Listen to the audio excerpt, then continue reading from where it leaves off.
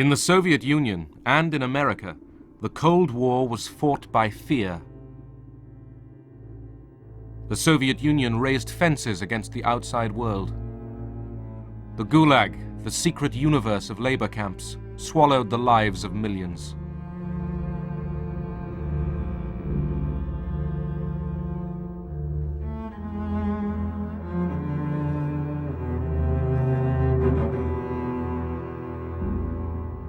Both sides turned their fear inwards against their own people. They hunted the enemy within. Communism in reality is not a political party. It is a way of life, an evil and malignant way of life. It reveals a condition akin to disease that spreads like an epidemic. And like an epidemic, a quarantine is necessary to keep it from infecting this nation.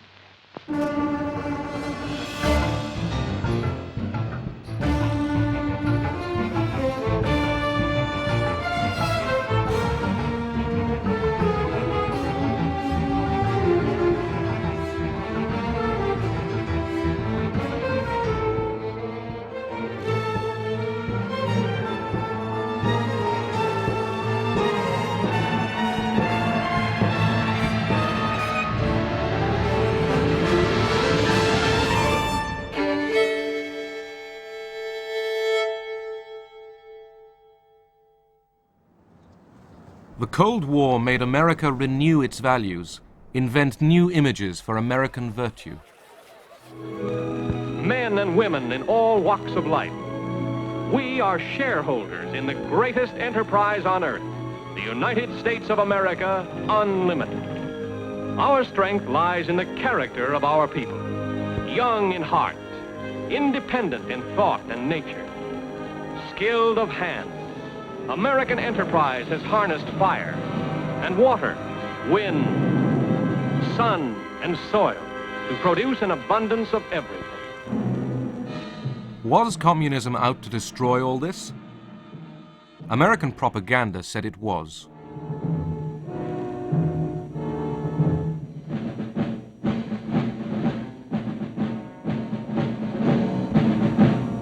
Stalin said, "The whole world is aware that the Soviet Union demobilized its forces after the war." Beware the big lie. At home, Americans feared Red subversion. Congress revived the House Committee on Un-American Activities. In 1947, the committee investigated Hollywood, factory of America's imagination.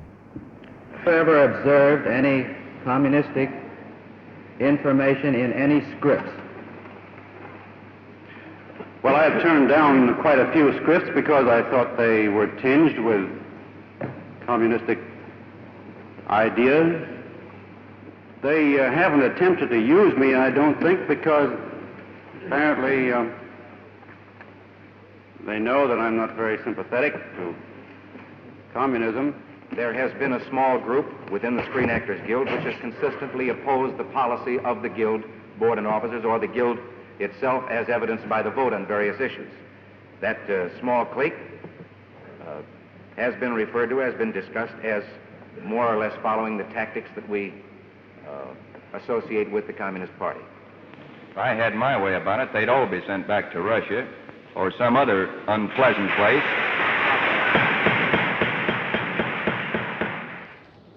10 witnesses, the Hollywood 10, defied the committee's right to ask about their beliefs. Are you a member of the Communist Party?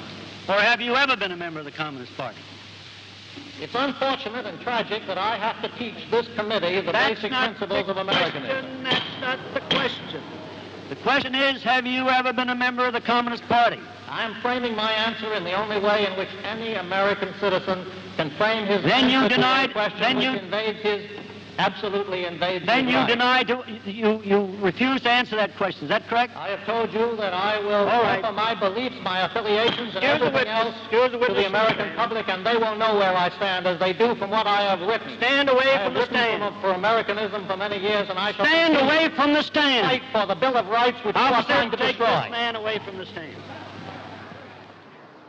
Others from the film industry demonstrated their support for the constitutional rights of the 10. Are you or have you ever been a member of the Communist Party? I believe I have the right to be confronted with any evidence which supports this question. I should like to see what you have. Oh, well, you would. Yes. Well, you will pretty soon. The witness is excused. Either you completely cooperated with the committee, which meant saying yes or no to the question about whether you were a communist or ever had been. And if the answer was yes, as it was in my case, we knew the next question was who else was, and we certainly didn't want to go into that. The 10 were imprisoned. With hundreds more, they were blacklisted, their livelihoods taken away. People generally in Hollywood were pretty scared to have anything to do with us. Whereas before we went to prison, they had not been nearly as scared, and there were plenty of undercover arrangements that were made to write scripts under pseudonyms for a good deal less money than you were accustomed to being paid. There were a couple of possible suicides as a result of it. There were a good deal of misery. Americans feared that the enemy would take advantage of their freedoms, that agents of communism were undermining America.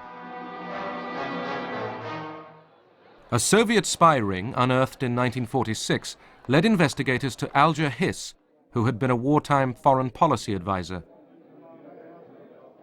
He was accused of passing secrets to the Soviet Union by a former communist, Whittaker Chambers. Have you ever seen this individual who is standing? I have. Do you know him? I identify him. In 1935 was the last time that you saw him. According to my best recollection, not having checked the record. Now, would you remain standing a moment, Mr. Hiss? Do you know? Hiss firmly denied that he had betrayed his country. New evidence of communist activities in government circles is promised by the House Committee on Un-American Activities. Microfilm reportedly found in a pumpkin on a Maryland farm is examined by investigator Stripling and Congressman Nixon. Richard Nixon, an ambitious young Republican, was convinced that Hiss was lying. It is the intention of the Committee on Un-American Activities to pursue this investigation until we put the spotlight on those high officials in the State Department who are responsible for selling this country down the river. Hiss was jailed for perjury. Nixon's name was made. He turned his crusade against communism into a weapon for Republicans. It was what made him. It paved the way for his whole career afterwards. Anti-communism was a gut issue with Nixon. I mean, it was something he believed sincerely and deeply, but of course he was a politician too.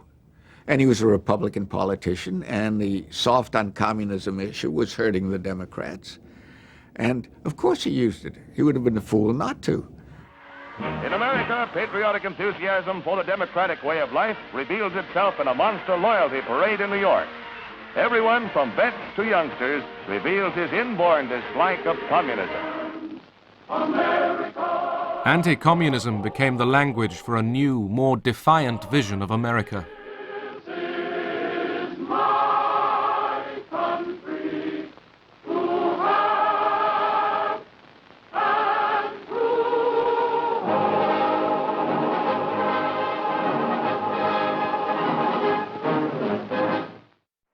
Singer Paul Robeson was open about his communist sympathies. In Moscow, he was welcome. Boat that barge, lift that sail, you show a little grit, and you land in the jail. But I keeps laughing instead of crying. I must keep fighting until I'm dying, and old man River, he'll just keep a rolling on.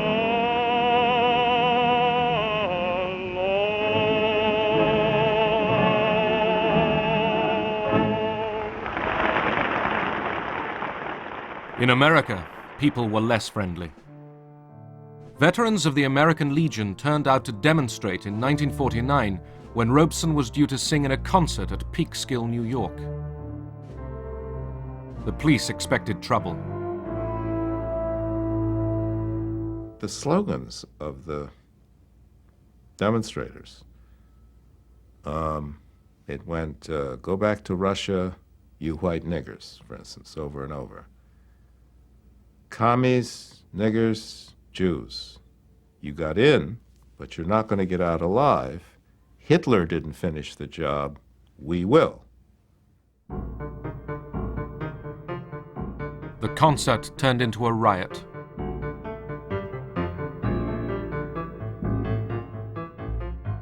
What the demonstrators done is have piles of rocks.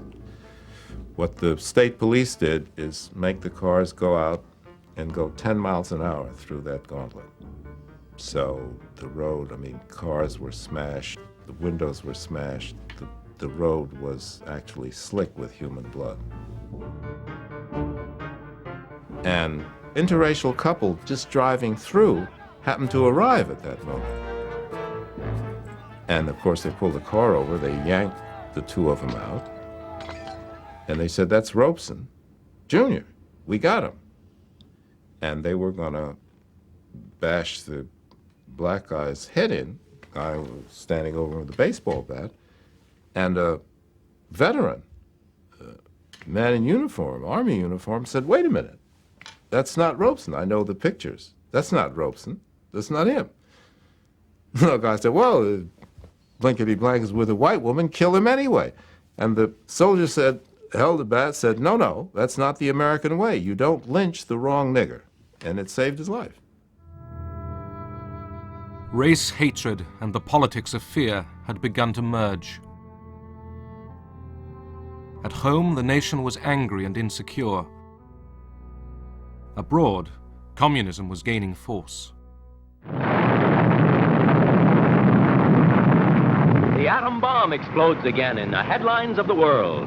President Truman announces an atomic explosion detected somewhere in Russia, 3 years ahead of the schedule expected by the West.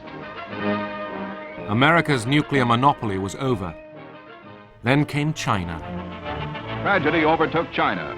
Armed and equipped by Russia, red hordes brought ancient Cathay to its knees. At the end of '49, all China sags under the red yoke. Communist leader Mao Zedong took over. America's Chinese allies, the defeated Chiang Kai-shek regime, fled with their followers into exile. Americans have always had, most Americans, a special feeling, a special attachment, a special interest in China. So it seemed incredible to most Americans, uninformed Americans, that this country which we had lavished so much care and affection on, who we thought was so friendly, so many of their people had studied in America and so on, should turn communist, turn over to the other side. Many people felt that there had to be some explanation. There had to be some sort of a conspiracy, some sort of a plot. Republican Senator Joe McCarthy blamed traitors in the State Department for the loss of China. He launched his own witch hunt. Today, the most dangerous enemy agent is not so much concerned with the secret information about weapons as he is with infiltrating the necessary departments of the government and shaping and controlling the actions of our nation so that the enemy is progressively winning without even firing a single shot. Now, I intend to name names. John S. Service. And remember that name if you will. I have never knowingly transmitted any information which was, shall we say, secret military plans. Service was hounded out of the State Department. I had trouble renting homes, renting an apartment in New York. And the companies, well, what did our stockholders say, you know? So the companies that I had known and had dealings with abroad, export companies, they said, sorry, we think you're a fine guy, but we don't dare touch you. One communist.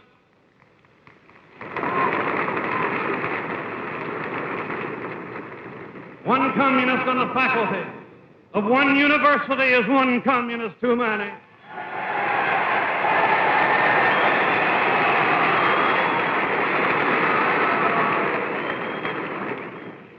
One communist among the American advisors at Yalta was one communist too many.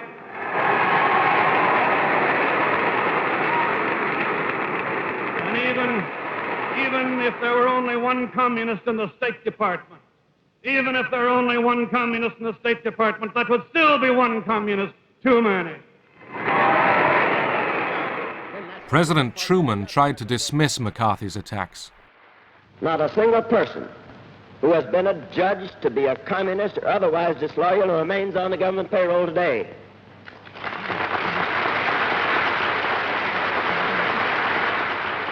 We're not going to turn the United States into a right-wing totalitarian country in order to deal with a left-wing totalitarian threat.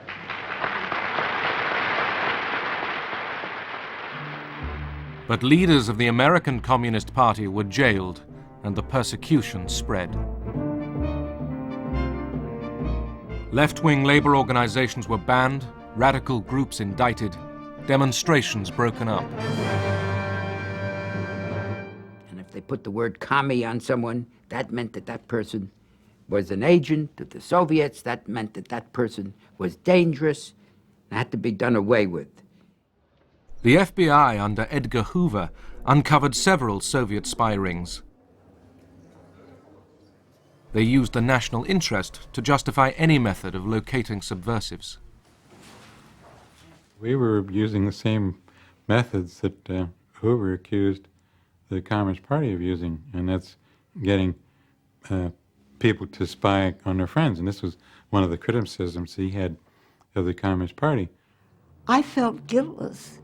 What had I ever done wrong? I'd never even gotten a traffic ticket.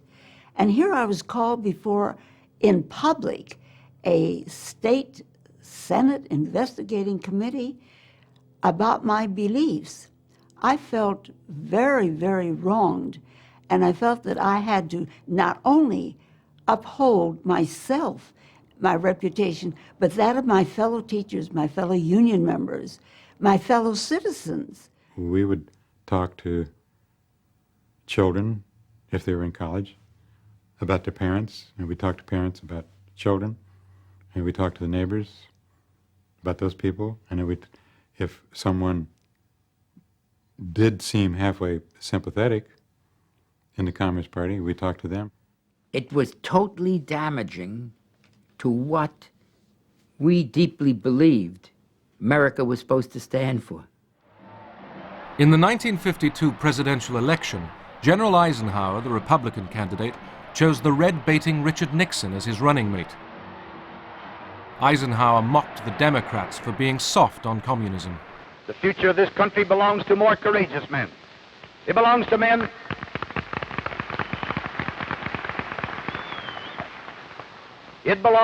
who know that freedom's fight must be forever, relentless, uncompromising, and fair.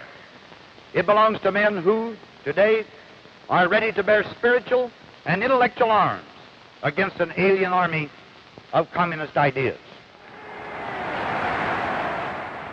To get elected, Ike needed the support of Joe McCarthy and his right-wing followers.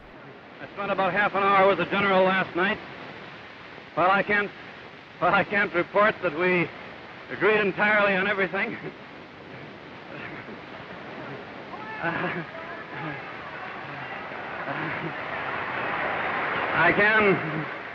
I can report that when I left that meeting with the general, I had the same feeling as when I went in, and that is that he's a great American, will make a great president, an outstanding president.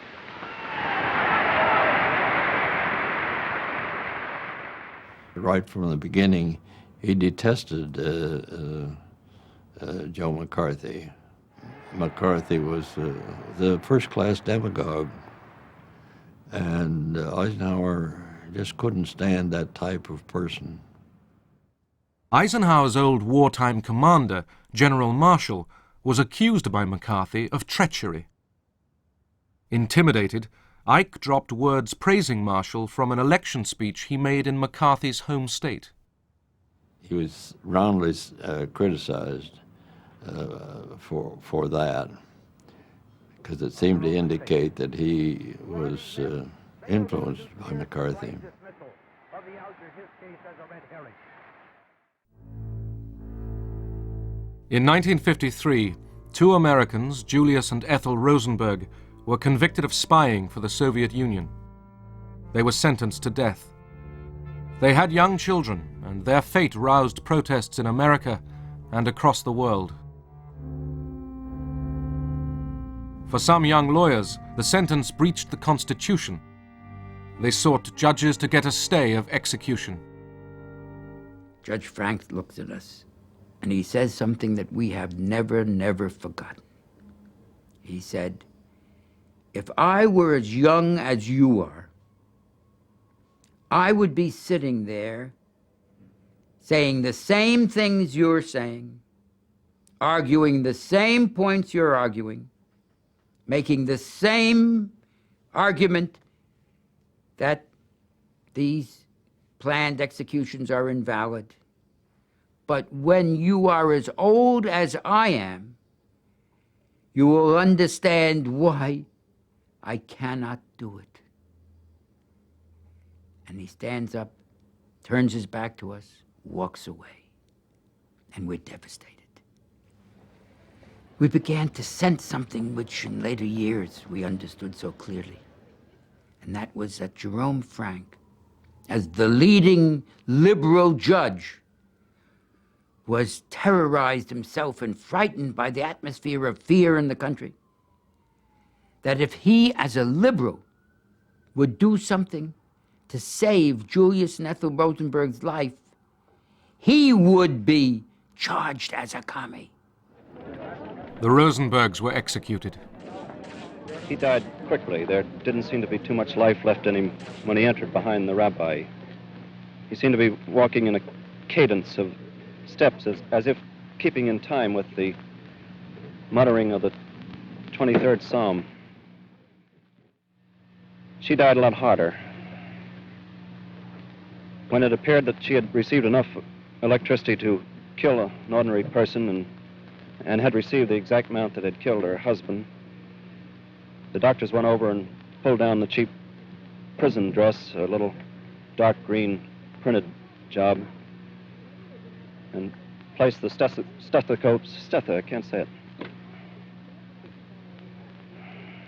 placed the stethoscopes to her, and then looked around, looked at each other rather dumbfounded, and seemed surprised that she was not dead.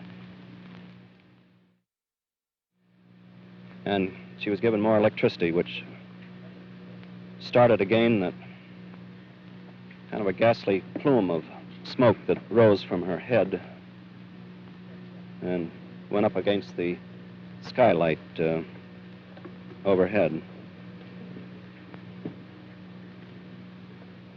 After two more of those jolts, Ethel Rosenberg had met a maker. She'll have a lot of explaining to do, too. McCarthy now denounced leading Republicans and even senior army officers as communist sympathizers. But he had gone too far. Political opinion swung away from him, and his enemies gained courage. The names of communists. You say to the army. You've done enough. Have you no sense of decency, sir? At long last, have you left no sense of decency? It all sort of came to pieces.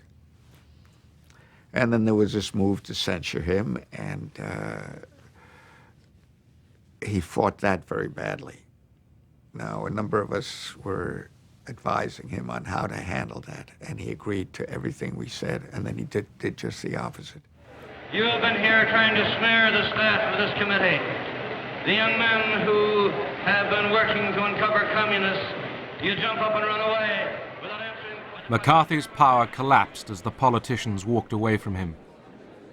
But the spirit of McCarthyism, the smearing of dissent as communist treason, stained American democracy for decades.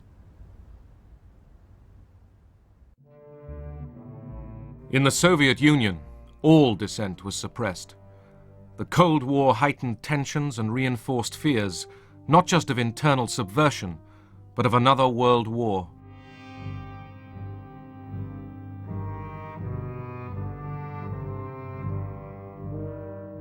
Obsessively, Stalin spoke of the danger to world peace, the need for vigilance against internal enemies.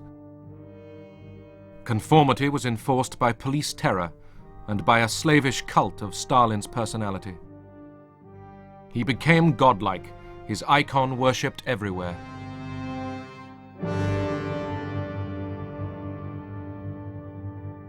For those who did not conform, there was silence and death behind the barbed wire.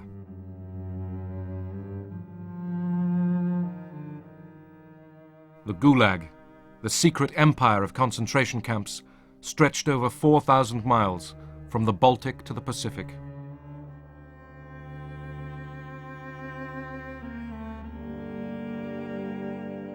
In the Cold War years, the camps continued to devour the lives of millions.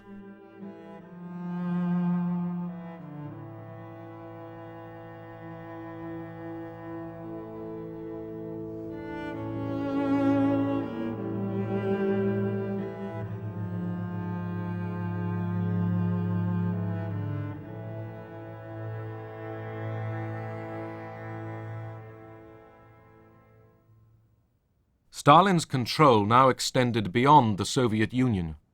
This was a new empire, run by local communists, trained to obey Moscow.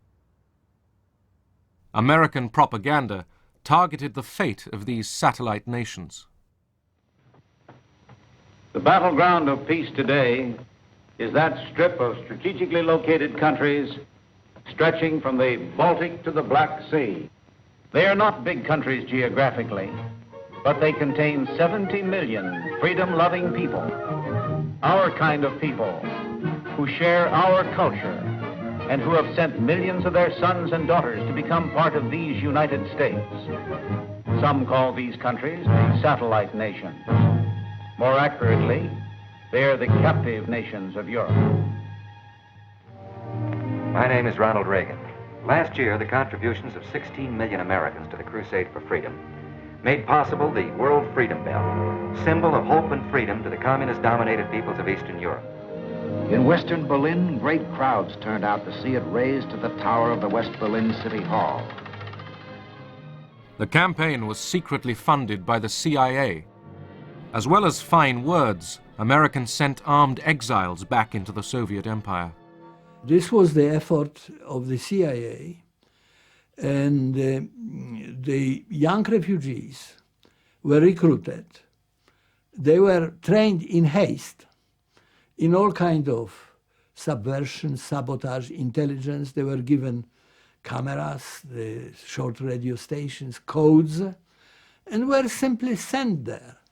But the regime did penetrate all these training camps, and the reception committee was waiting for these people and arresting them. Zbierane, żądane przez wywiad amerykański, jak zdjęcia, dokonywane obiektów przemysłowych, mostów, torów kolejowych. Niechaj tę prawdę. For the Polish authorities, these intrusions justified even harsher repression. The party called for vigilance against spies and saboteurs.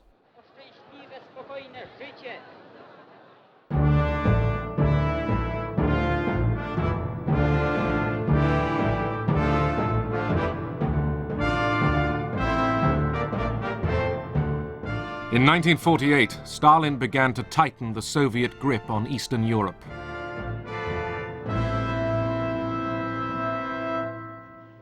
In Yugoslavia, Marshal Tito had defied Stalin and broken away from the Soviet bloc. Moscow abused him as a traitor, a deserter to the camp of American imperialism. Stalin moved fast to prevent Tito's mutiny spreading to other satellite states, like Czechoslovakia.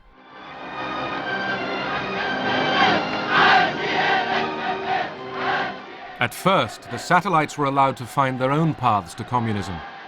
Now, Stalin forced the Soviet model on them all. Everyone must march, shout, obey.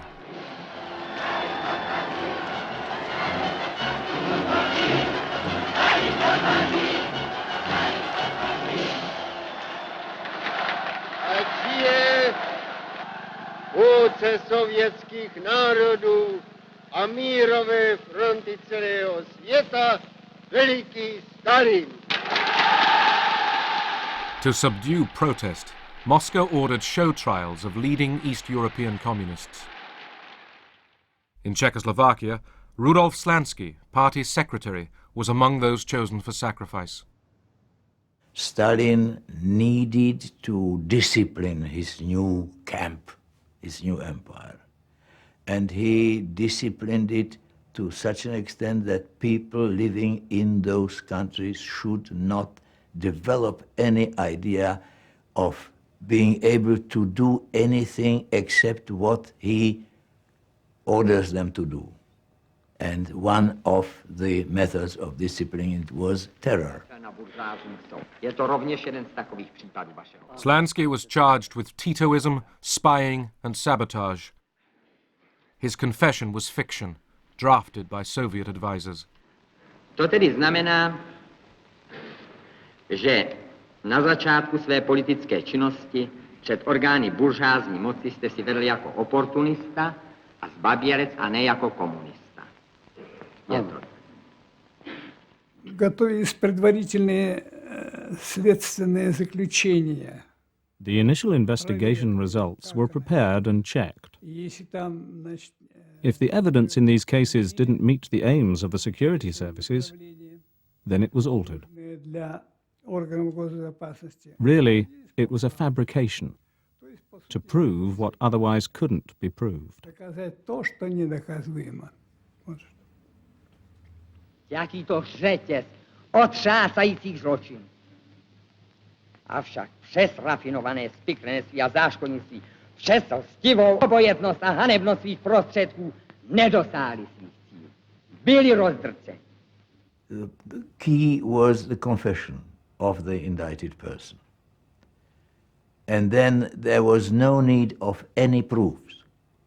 As soon as the confession was obtained, that was enough for the trial and the sentence. So we were put at the disposal of the secret police with almost unlimited powers over us to bring us into a state where we were prepared to make that confession. To bylo týrání. It was torture. Kde na mě oni řvali a nadávali. They were shouting and swearing at me. I had to look into their eyes.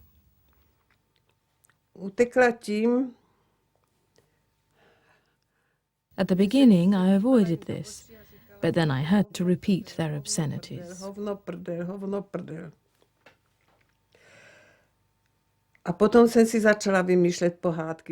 Then I started to make up fairy tales for my son. I got into an imaginary world of castles and princes and animals. So when they shouted at me, I didn't have to answer them. I only looked into their eyes while I was making up these fairy tales. A vymýšlela jsem tyto pohádky. A ty jsou napsané. No. Není to lehké. It's not easy. Já se nelituju. I don't feel sorry for myself.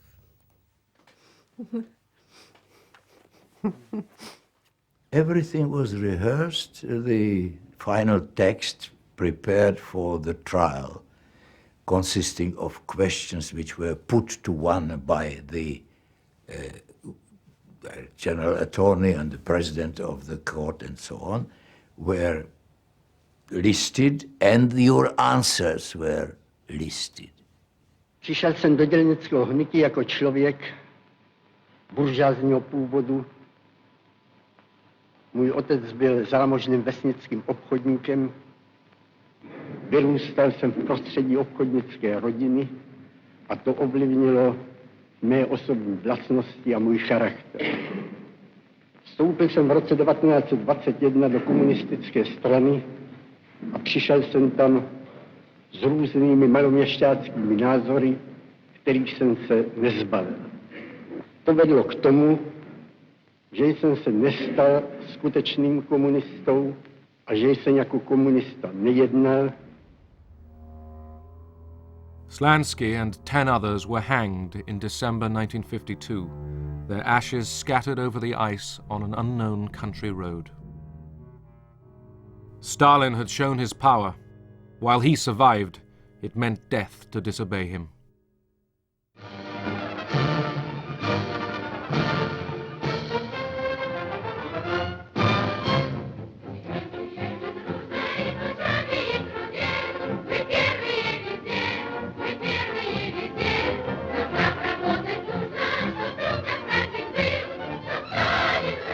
In the Soviet Union itself, culture and science were kept insulated from the infection of all Western influence.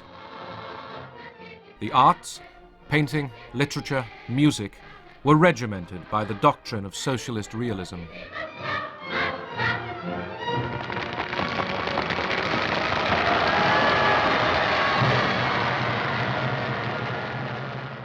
Мне кажется, что участие Сталина Stalin's interference with the work of the Bolshoi theatre was done with love and good taste. и любовью. Но то, что он But the fear that it created, страх and the fact that people were under his spell, и преклонение перед этим, this produced a lot of negative effects. оно и давало It not only made people nervous, противное, что but destroyed the principles of art. оно и ломало искусство и принципы нашего искусства. Fear of Stalin's disapproval paralyzed the creative arts. Dmitry Shostakovich was reprimanded by the party for departing from the principles of socialist realism.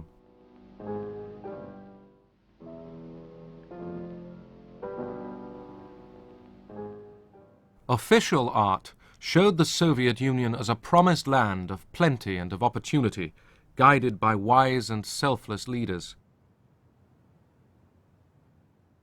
But those who discussed real change, even in private, like Susanna Pechuro and her student friends, risked punishment. Мы очень много рассуждали об этом. We discussed a lot. And we came to the conclusion that what was happening then was completely different from what we were taught to believe. Соответствует тому, что нам рассказывают. It wasn't socialism. Что это никакой не социализм. Susanna joined a secret discussion group. Aged 17, she was arrested, charged with treason and terrorism.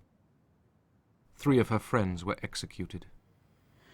Говорят, собирайся, поедешь. They said, get ready. You come with us. Собираться, одеваться. I went to get dressed behind the screen in the room, and I clearly realized then that I would not be coming back. At that moment, I could see myself in the prison cell. Later, when I really was in the prison cell, I kept thinking back to that moment.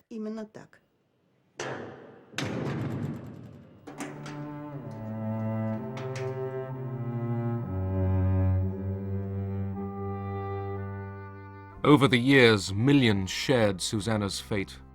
They vanished, often without trace. Even to ask about them was to risk arrest. И это то страшное, что я до сих пор не позволяю себе вспоминать, если я... There are some things that are so awful, I don't let myself remember them. Because if I do, I can't sleep for weeks. They pulled children out of the arms of their screaming mothers, and then beat the mothers. The children just disappeared. They never knew what happened to them afterwards. There was nothing more awful than that, even though I saw them killing people, and anything else they felt like doing.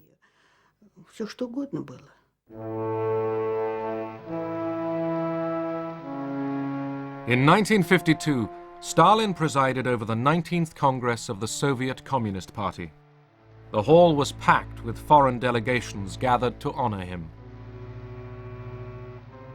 Stalin was old now, but still the unchallenged leader of world communism. Cold War, military competition with America, was already putting a heavy load on Soviet society. In public, Stalin's analysis of the world class struggle was hopeful. И тем облегчить свою работу. Потому, повторюсь, что сама буржуазия, главный враг освободительного движения, стала другой, изменилась серьезным образом, стала более реакционной, потеряла связи с народом и тем ослабила себя. Понятно, что это обстоятельство должно также облегчить работу революционных и демократических партий. But Stalin still feared the enemy within. He saw treachery everywhere. Above all, he suspected so-called cosmopolitans, mostly Jewish intellectuals and professionals who had already been persecuted for their Western contacts. Сталину нужен был внутренний враг. Внутренний враг. Stalin needed an internal enemy, на которую можно было взвалить бы. A fifth column that could be blamed for the difficult situation in the country. И евреи как раз вполне подходили для роли этой. And the Jews fitted that role very well. Евреи были, так сказать, традиционно как-то, но имели. Because many Jewish families in the post-war years had someone in the United States, relatives or acquaintances. В послевоенные годы был кто-то, кто когда-то уехал в Соединенные Штаты, какие-то родственники. So to present Jews as the fifth column, agents of American imperialism, was very convenient. Американского империализма, как они писали, было очень удобно. In January 1953, 9 Kremlin doctors were accused of plotting with Western intelligence to kill Soviet leaders. Я должен сказать, что, конечно, все это было спровоцировано. The doctor's plot was instigated with Stalin's approval. Операция против врачей. Stalin had been suspicious of doctors for a long time before that. Недоверие. Так что это болезненное такое состояние. This was all due to his illness, made worse by his old age, and by his lifelong ideology that the enemies who always surround you should be constantly eliminated. Врагов, которых без конца вокруг тебя много. One of the doctors, Yakov Ettinger, died under torture. His son was arrested and interrogated. Они хотели добиться от меня какого-то признания. They wanted me to make a confession, to make a statement that I was in the know, фактов преступного неправильного лечения моим отцом. that I was familiar with certain facts which showed that my father and other doctors were wrongly treating certain patients. Я у некоторых бывал, они добивались от меня этого признания.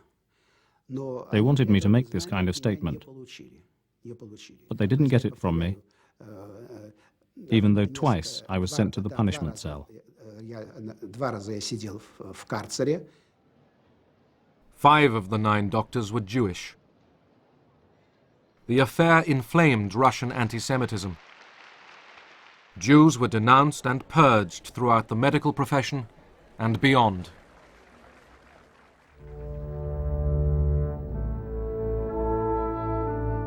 Suddenly, one winter night, Stalin collapsed with a brain hemorrhage. No one dared to treat him as he lay half-conscious on the floor. Eventually, on the 5th of March 1953, he died. Воспринималось нами. Like the majority of people, we saw it as a tragic event. Вообще как событие, конечно, трагическое и очень. It caused a lot of anxiety. Большую тревогу, потому что все уже. How were we going to live now?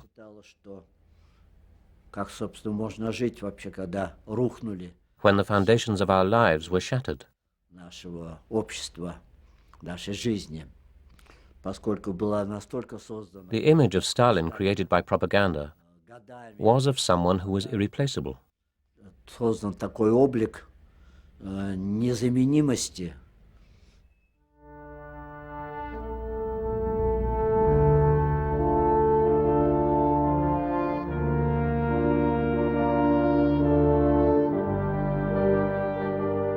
Stalin had towered over the Soviet Union in peace and war for more than 20 years. Even those who hated him could not imagine a future without him.